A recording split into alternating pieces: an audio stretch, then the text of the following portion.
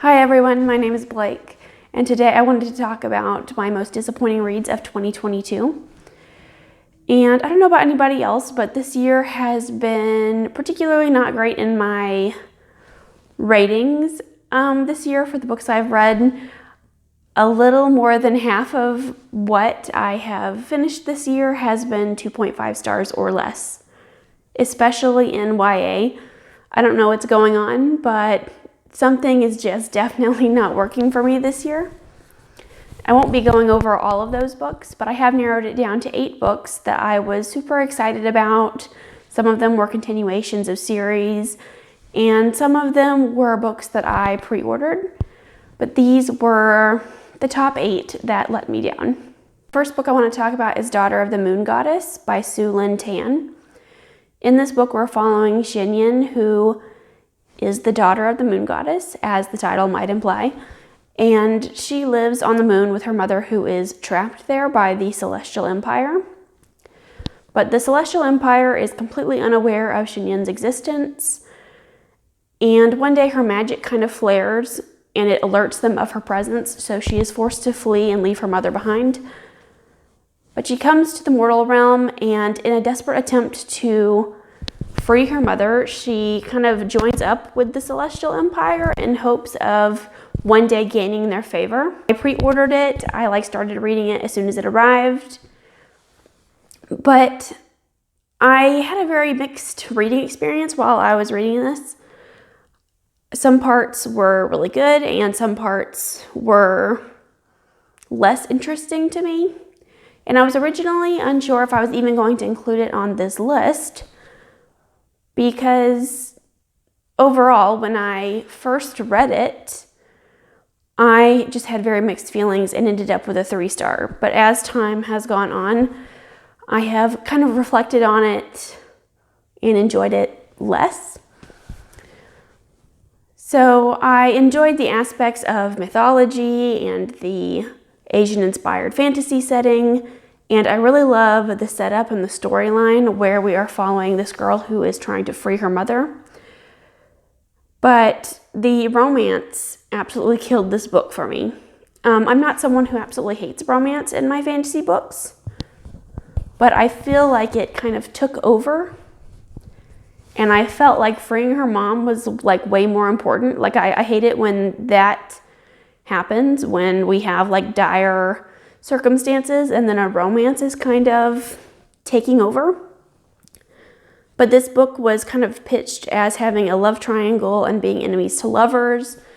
And I don't agree with either of those statements. I don't feel like it was enemies to lovers. And the love triangle was very weak to me. I felt pretty early on that I knew which guy she liked better and which one she wanted to be with. And I just didn't feel like the romance was necessary. It felt like it was added filler. Especially the second guy in the love triangle. I also really struggled with the pacing of this book. It was so action-packed, which I enjoyed. But this book takes place over many months, and we kind of bounce from one action-packed scene to the other. And I think that it was too fast-paced. There were some scenes that I think would have hit harder if we had some time to feel all the feelings, or just if we could have just sat down and just appreciated some moments. That would have been great too. Up next, I have A Heart So Fierce and Broken by Brigid Kemmerer. This is the second book in the Cursebreaker series. And I feel like I can't reveal too much about this book because it's a spoiler. Even saying the main character's name is a spoiler from book 1. So I will be very vague in this section of the video. So this series in book 1 started out as a Beauty and the Beast retelling. And each book is following a different set of main characters. But the main character for book 2 was actually my favorite character of book 1. And I was really looking forward to picking this one up because of that character. But something happens at the end of book 1, and there is kind of a reveal. And this character does a complete change in personality upon this reveal, and that carries throughout this story. And he seems completely different in personality, in his wants, in his motivations. And I thought that would be explained. Like, I was like, maybe he's been cursed. Maybe some other information was revealed that we didn't know about in book 1. But no, he was a completely different character in this book. And I was really disappointed by that because I felt like I couldn't root for him because I didn't have a good grasp on why he was doing what he was doing or his motivations for doing so. And we also had some cameo appearances from the characters in book 1, and they didn't feel like themselves either. We even get like a couple glimpses of Harper, our main character from book 1. And she didn't seem like herself either. In book 1, she was this awesome, kick-butt, very opinionated and honest person. And she did not hesitate to call BS. And in book 2, I felt like she had the personality of wet cardboard. And I just don't like where the story is going. And I don't think I'll be picking up book 3. Waking Gods by Sylvain Neuvel. This is the second book in the Themis Files. And we are in the first book following a group of scientists as they are finding these gigantic robot body parts around the world, and they're figuring out why it's here and who put it there and what it's for. And in the second book, we have had a time jump, and we're kind of seeing the repercussions and the fallout from having discovered this giant robot. And I think my first issue with this book is that there is a time jump. And the characters are older and different now. They have different priorities, different goals in life, I guess. And some of those things just didn't feel like things those characters would have wanted in the first book. And at the end of the first book, we got this really great reveal that I was excited to follow into this book. And it wasn't touched on as much as I had thought it would be. And there was also a child character introduced, and I really don't like child characters in my adult books for some reason. So I feel like that was frustrating. Every time she was on the page, I was kind of annoyed. And then as the story progressed, I felt like we were really moving in a direction that I didn't like. And when we started finally getting some of the answers that we've been waiting for since book 1, I didn't really like the answers we got. I felt like they were kind of half-baked. And I actually was originally going to go on to read the third book because they are so short and quick to read. But I read some reviews and I saw the summary for it on Goodreads, and I decided that it was not what I was wanting to pick up, because it does appear like it is moving in that direction that I didn't want it to go in. So I'm going to have to back out of the series now. In spot 5, I have Jade City by Fonda Lee. And I actually DNF'd this book at 220 pages, which is about the halfway mark.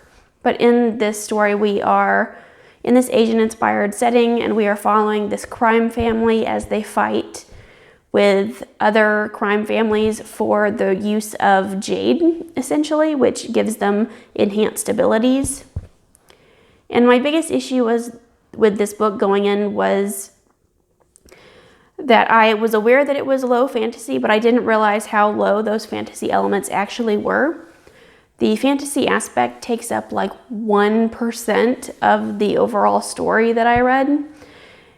And it felt more like historical fiction than fantasy to me.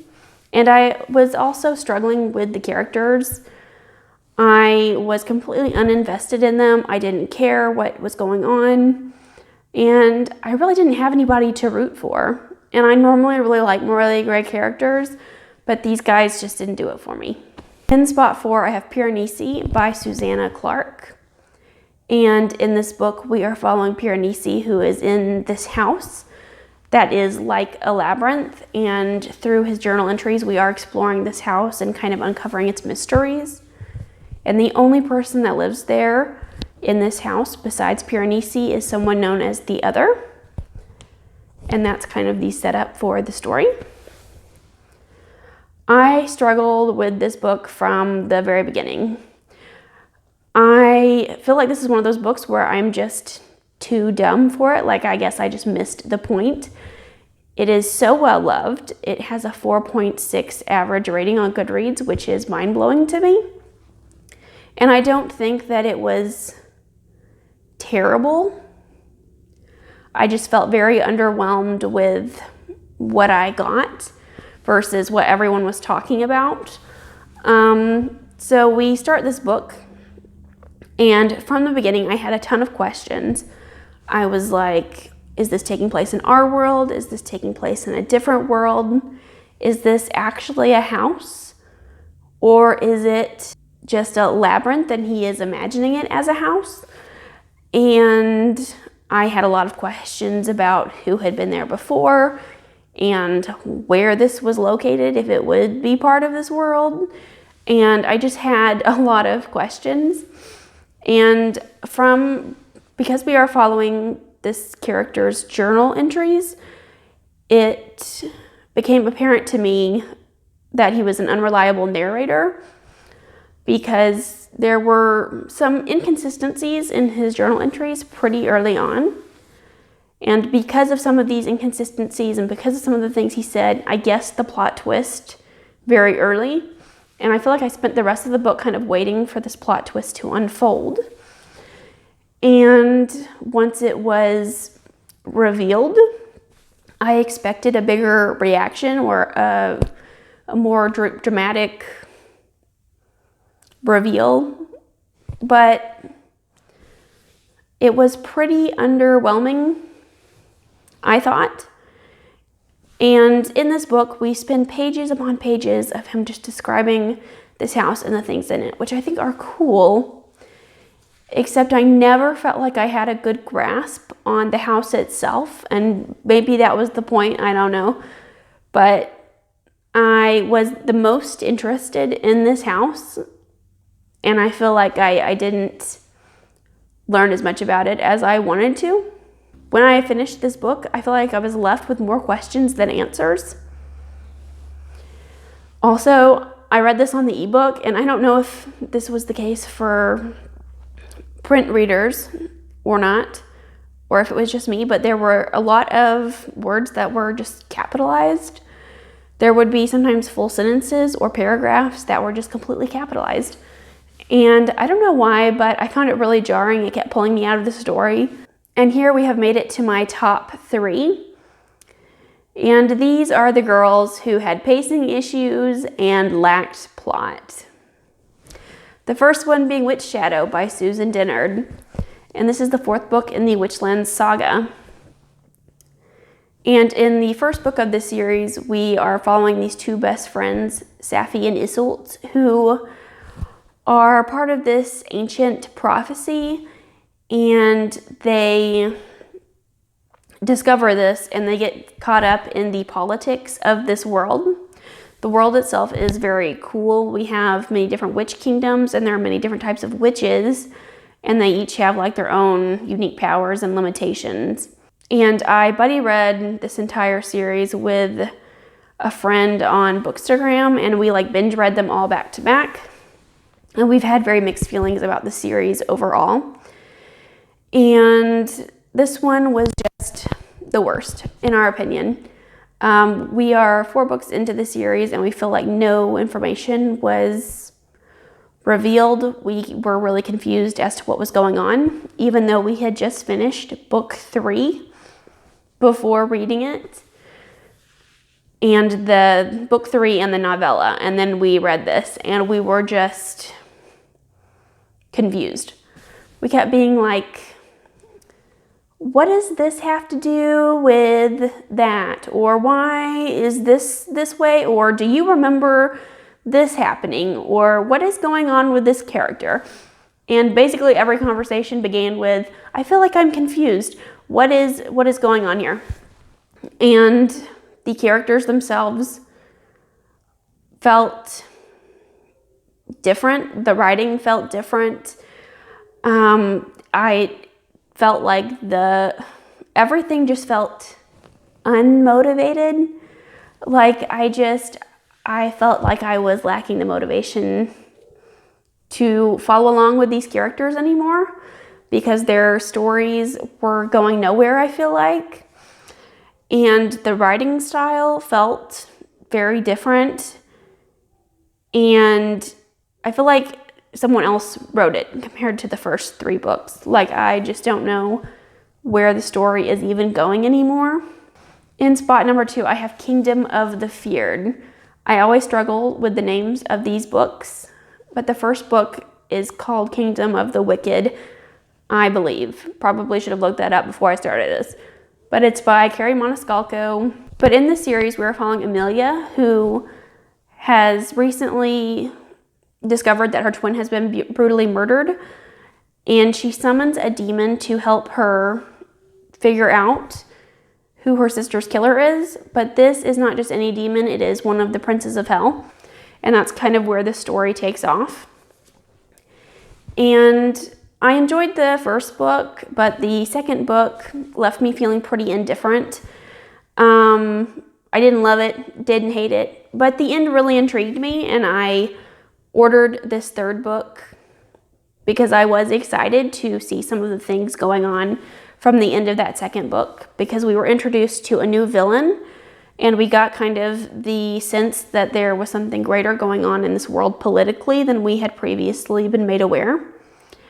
And we also got to see some new fantasy races. And because the devils and the witches are mortal enemies, we also discover that there is kind of a war brewing because of the actions of Amelia and Wrath from the first book. So I was really excited to see how all of that went down in book 3. And this book, like, completely plateaued. There were so many pacing issues. I don't really even know where to begin with my dislikes.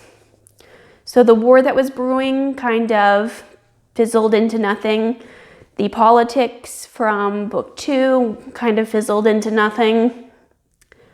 Even the new antagonist that we were introduced to was kind of reduced to nothing again. And book 1, my worst read of the year, House of Sky and Breath by Sarah J. Maas.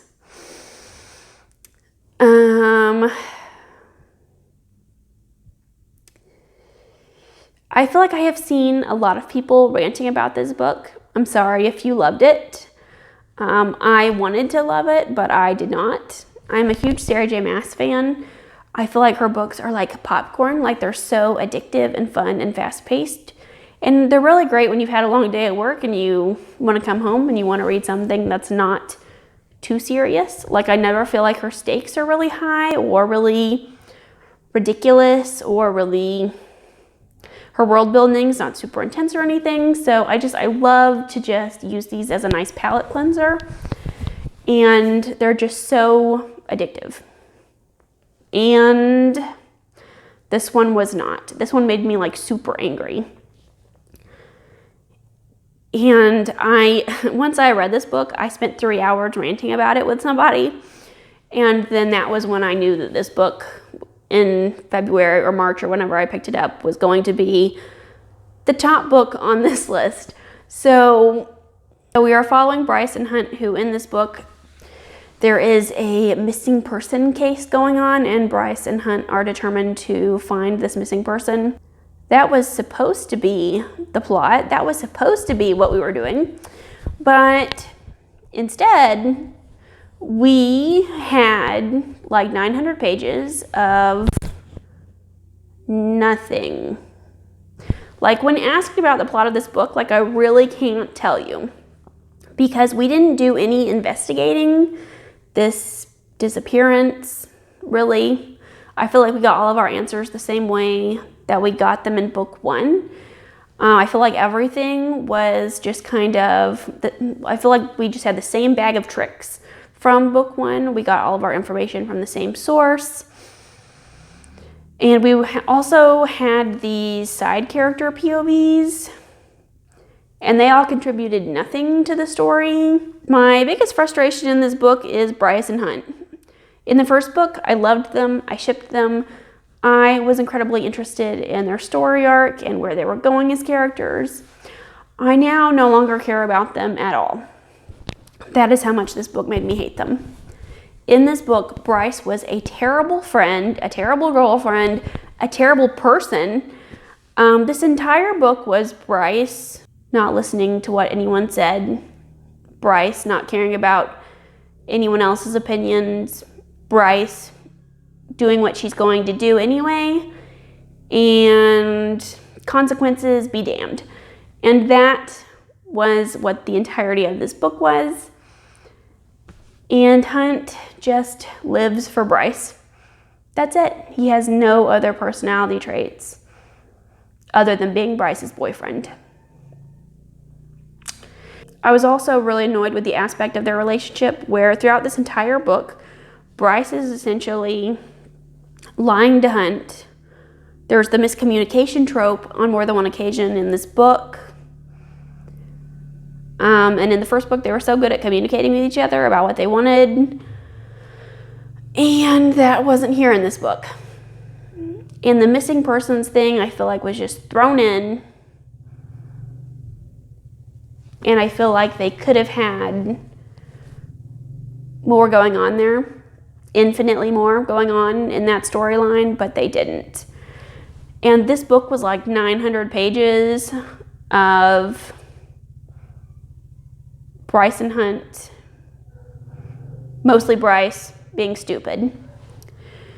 And I feel like if you cut half of that out, you would still have the exact same book. Exact same. But, listen. The first chapter of this book was good, and the last chapter of this book was good. Sarah got me.